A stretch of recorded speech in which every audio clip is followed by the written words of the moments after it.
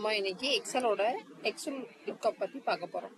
இப்போ for example எம்ப்ளாயோட ID, full name, job title, department, இந்த மாதிரி நிறைய ரெக்கார்ட்ஸ் இருக்குன்னு வச்சுக்கோங்க. சப்போஸ் 1 lakh ரெக்கார்ட்ஸ் வரைக்கும் கூட இருக்கு.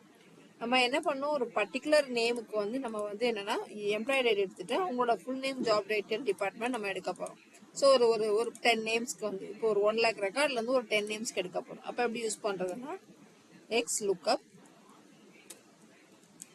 இப்போ லுக்கப் வேல்யூ எதை செக் பண்ண போறோம்னா இதுதான் செக் பண்ண போறோம். Comma lookup value comma lookup array எதுல இருந்து செக் பண்ணுவோம்னா இதுல இருந்து செக் பண்ணுவோம், இந்த அறையில இருந்து செக் பண்ணுவோம் அப்படின்னு சொல்லுவோம். இதுதான் லுக்கப் அரே. ஸோ ஹெட்டிங்ல இருந்து சூஸ் பண்ணிக்கலாம். Comma return array. Return array எதுவா இருக்கும்னா இந்த full name, job title, department, இதான் ரிட்டர்ன் அரே. ஸோ இப்போ பிராக்கெட் கொடுத்தோம்னா ஆட்டோமேட்டிக்கா வந்துருச்சு. இப்போ E120 Vimal, senior manager IT.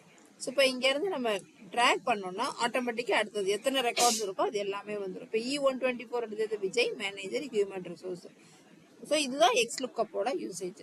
So just ஒரு நேம், எத்தனை 1 lakh ரெக்கார்ட்ஸ், எவ்வளோ ரெக்கார்ட்ஸ் இருந்தாலும் அதில் வந்து இப்போ ஈஸியாக ஃபில்டர் பண்ணி அந்த பர்டிகுலர் ஐடியிலேருந்து 3 காலமே எடுத்துக்கலாம். நமக்கு எத்தனை காலம்ஸ் வேணுமோ அத்தனை காலம்ஸ் வந்து ரிட்டர்ன் பண்ணி எடுத்துக்கலாம். ஸோ இதுதான் எக்ஸ் லுக்கப். இந்த மாதிரி எதுவும் ஷார்ட் அண்ட் எதுவும் தெரியணும்னா நம்ம சேனல் சப்ஸ்கிரைப் பண்ணுவீங்க. தேங்க்யூ.